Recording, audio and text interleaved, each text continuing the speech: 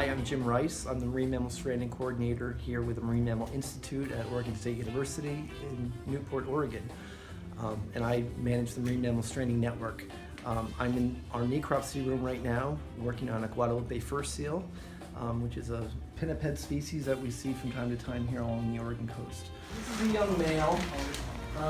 He stranded last June here in Newport. And this is the time of year we typically see them coming up.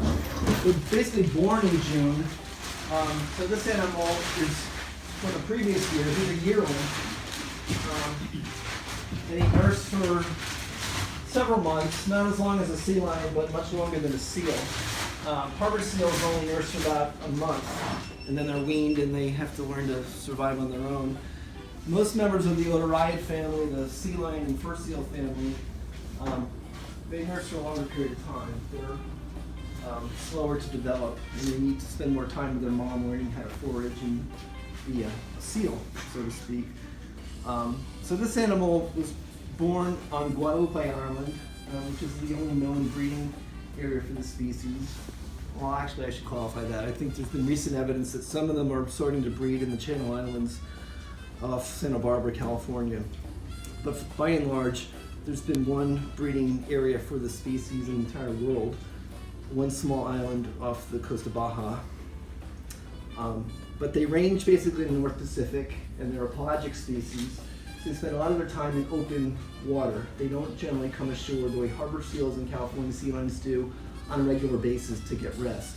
They will spend their time on the open seas. They rest at the surface of the water, generally floating with one flipper out of the water like this. Basically, it's like a sail in the air, and one flipper is down underwater, and they'll often hold one flipper, front flipper, behind flipper like that. It's called the jug handle position. And they spend a lot of time rubbing their bodies, grooming their fur, and they have to maintain the insulating properties of their fur the way a bird has to preen their feathers. Otherwise, the fur gets matted and it loses its insulating properties, and they get hypothermic. Fur seals are unlike most other pinnipeds in that they don't have a lot of blubber. They're dependent on this thick fur coat to insulate their bodies. This is actually one of the densest fur coats of any animal, second only to the sea otter. Sea otters have about 1 million hairs per square inch. Fur seals are about 300,000, which is nothing too shabby, I would say.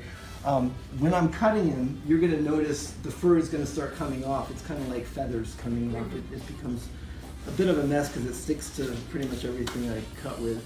And the blubber is going to be almost non-existent. It's really hard to measure the blubber because it's in millimeters rather than in centimeters or inches. It's so narrow. But these animals are hard to distinguish from their cousin, the northern fur seal, which are much more common in the Pacific Northwest. But one way to differentiate them is the fur that comes down the dorsal aspect of the front flipper. The fur pretty much comes all the way down to about here, whereas the northern fur seal, the fur would stop abruptly right about here. And the snout is also a bit longer on this species. On the northern fur seal, it's kind of like a cat face. It's really a short snout.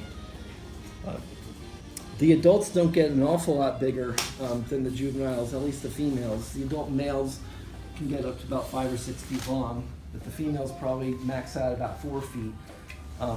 Whereas with sea lions, you'll have females that get up to a feet. Jim, could you please define morphometrics? Measurements, basically. Love that word. It's a great word, right? Yeah, it sounds more scientific than measurements. That's awesome. Morphometrics. Although I feel like a tailor when I'm doing this, because I'm taking measurements of different aspects of the body, including the girth and things.